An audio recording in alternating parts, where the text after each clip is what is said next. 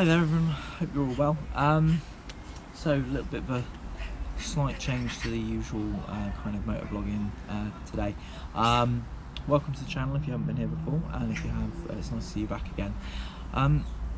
Had a bit of a disastrous day today, and unfortunately it's to do with the bike. So back when I bought this bike, it came with an aftermarket exhaust. I'm not a massive fan of aftermarket exhaust because I find sometimes it can be quite obnoxiously loud.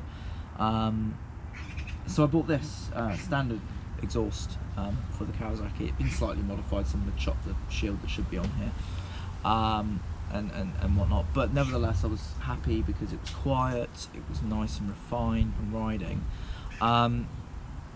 However, today I had a bit of bad news.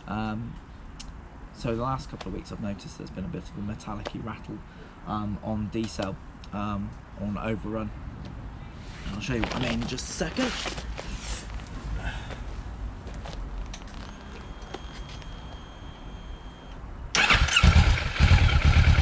absolutely fine on idle.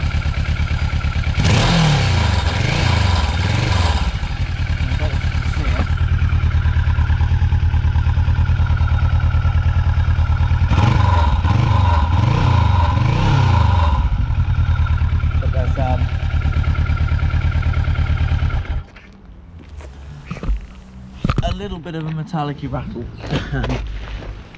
So I went and spoke to my mechanic, who I trust completely, and unfortunately they've said basically what's happened is that the baffle inside has started to break down.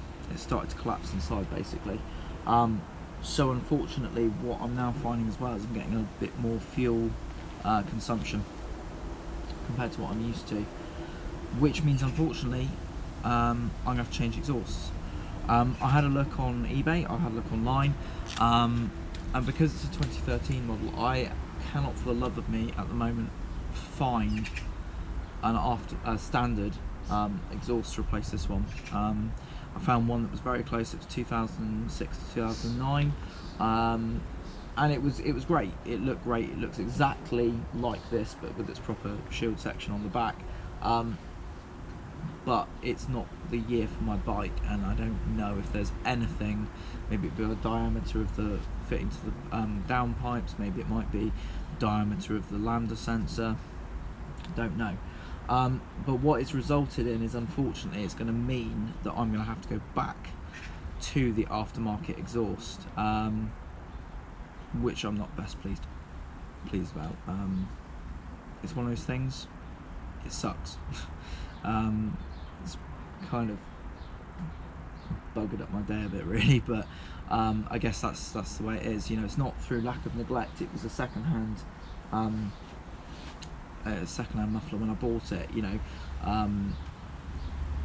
I just didn't expect it. I've never had something like that collapse. My Suzuki GSR 600 is running the same exhaust box that I bought it with 7 years ago, and it's the same exhaust box that was on the bike when it was built, so never had a problem with that. But I guess these things happen, you know, these things are, they do happen, but it's not, well, let's just say I personally had an issue with fuel economy with the aftermarket exhaust. I thought it was drinking more fuel. I don't know, it could have been me, it could have been the fact I wasn't used to the bike, the way I was riding it perhaps, I don't know. But I felt it was better with the standard exhaust on it. We've got a 500-mile trip with the IAM in a couple of weeks, and I have a choice. Do I stick with the standard one, knowing that the baffles are slowly collapsing, or do I switch to the aftermarket? I spoke to my mechanic and he said, look, you know, the fuel consumption is going to increase because of, you know, it's collapsing, it's, you know, it's not doing its job properly. I've also noticed there's a bit of blowing now on the exhaust gasket. I don't really have a choice, so it's going to be bye-bye to the standard system, bye-bye to the standard muffler for now, until I can find a replacement. Don't know when that's going to be. what's going to be replacing it is the Scorpion Red Power exhaust that came with the bike when I initially bought it, and I'm going to see how I go with that. You know, obviously if the Red Power one works and it's not overly obnoxious, then I might keep it on there, save myself a bit of money. But it's a shame. I like my bike standard as much as possible, so not keen on aftermarket exhausts, especially on parallel twins. They can be rather loud, and you've got a bike like this which is designed for comfort and distance. You know, why would you want something so loud? So yeah, still, on the plus side, it's a beautiful day for doing work on the bike. Tam's bike needs full brakes pad replacement and full fluid, so I'm going to be doing that. Versus needs oil change, so it's going to be a busy day ahead. But I thought I'd give you an update, and more importantly, I hope you're all well. Now the restrictions have been lifted quite significantly, and sort of COVID jabs are being offered to the lower age range. It's I just had mine the other day, and it was my arm was aching like a beast. So that wasn't the word I wanted to use, by the way, but I was trying to be a little bit better with my language for the channel.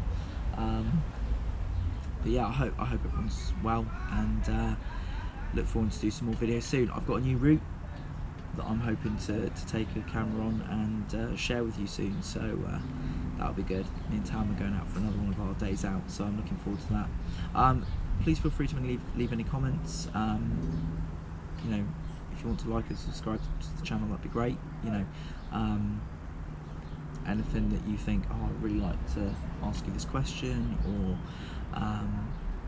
you know, have you thought about doing this as a maintenance task? Definitely have a look. Definitely have a look.